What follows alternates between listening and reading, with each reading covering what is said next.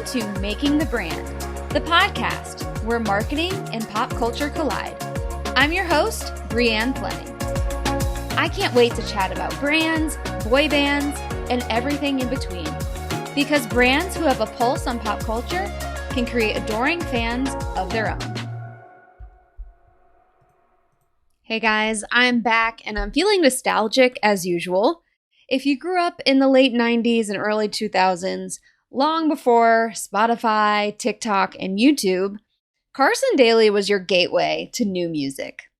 On September 14th, 1998, a little show called Total Request Live premiered on MTV.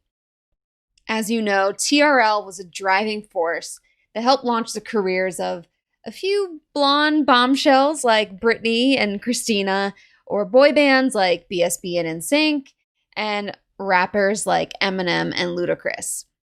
For me, TRL was my daily after-school ritual. I looked forward to interviews and music video premieres and all of the exclusive content that you only got if you tuned in live. But the best part was seeing which videos would clinch the number one spot. And in an age when artists were pitted against each other more than ever before, the competition got pretty heated. But really, if you think about it, TRL wasn't just about the music. It was about the fans.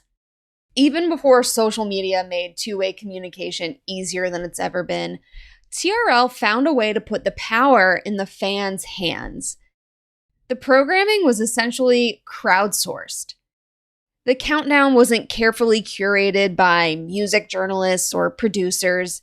They left it up to the fans to show up and vote. We were empowered to control the outcome. MTV invited us into the studio. They let us take over the streets of Times Square. They answered our phone calls and counted our votes. TRL was our chance to feel seen, included, and heard. This goes beyond simply acknowledging their audience. They made them part of the process, which is a surefire way to strengthen their bond. Now, aside from the fact that the Backstreet Boys will always be better than NSYNC, what else can we learn from TRL? If we want to engage with our audience more, we need to apply one of the magic words from TRL's acronym, request. Simply pushing a message out won't activate your fans or customers. Truth be told, sometimes they need a little nudge, and all you have to do is ask. Make your communication two-way by presenting your audience with a request. You can request that they answer a question, ask a question, respond to a poll, complete a survey, share their opinion, choose this or that, enter a contest, vote for their favorite, produce user-generated content, leave a review, tag another person or brand, or overall just express an idea. This approach is a win-win. Your content gets a boost on engagement, and your customer feels included. If you work in marketing, you've probably said this countless times. Social media is meant to be social. Along these lines, I tweeted the following phrase this week, which seemed to resonate with my followers.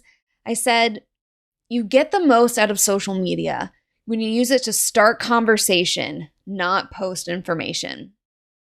So no, you shouldn't post that flyer on Instagram. I know you know that, but sometimes our superiors just don't get it. We're in this to start genuine conversations with our followers. But that's not the end of the point I want to make here. There's a difference between interesting conversation and boring conversation. While you're following TRL's framework and requesting that your audience engage, take a moment to think about what you're really asking. Are you asking a question that's rhetorical, overdone, or too broad? Social media is cluttered enough with businesses asking lame questions, with posts like, "Happy Friday, who's ready for the weekend? Yay!" Of course we're ready for the weekend. We're not just sitting at our computers, anxious to tell businesses how we feel about the weekend. It's pretty rhetorical. But if you asked us something interesting, we'd be more likely to respond. For instance, if you're a local bar with a happy hour special, instead of a post that says, "Happy Friday, who's ready for happy hour?" you could ask your audience to comment with their go-to happy hour cocktail. This starts a real conversation, and more importantly, it lets people talk about themselves. Trust me, that's what they want to do. And in this case, with a bar, it gets your audience excited about your products and it makes them in the mood to show up for happy hour that day.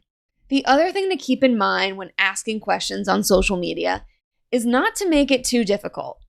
If you've gotten your audience to stop their scroll, don't squander it by making them complete a math problem, for lack of a better analogy. You want to give your followers the answers. It's best to ask questions with a finite number of answers or where something specific can easily come to mind. That's why content where your audience chooses this or that, answers multiple choice, or votes is a really simple mechanic. And if you ask an open-ended question, you don't want it to be so broad that your audience can't quickly think of an answer and is forced to move on.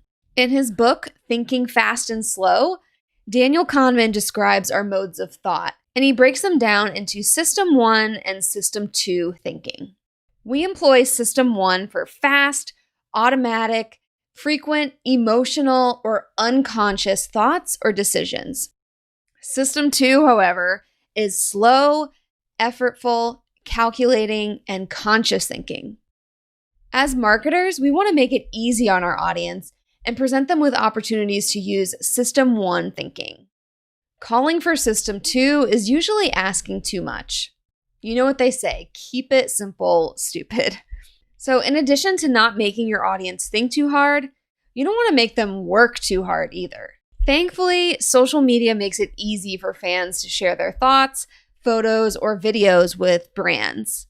But back in the TRL days, fans used to have to fax the show if they wanted to enter a contest or share a piece of artwork or a photo.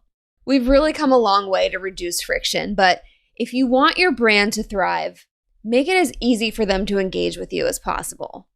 They're busy enough, so when you have their attention, make it count. If you're a fan of this podcast, be sure to subscribe, or better yet, leave a review. You can also join my Twitter chat at #PopChat for weekly pop culture discussions you can actually learn from. If you have an idea for an episode, shoot me a DM at Brianne2K. As always, thanks for listening.